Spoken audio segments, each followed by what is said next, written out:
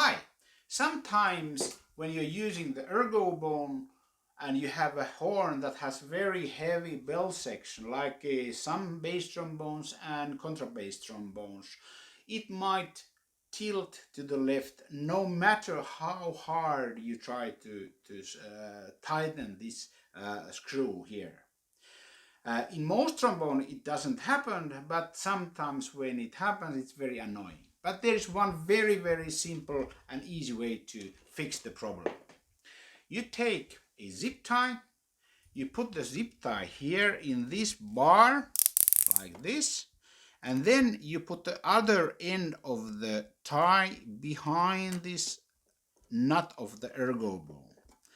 And then when you play, first you have to find your angle and tighten this zip tie so that it will prevent this bar to go any further to the left, because it's fixed here with the nut. And then you of course you cut the end, and that's it.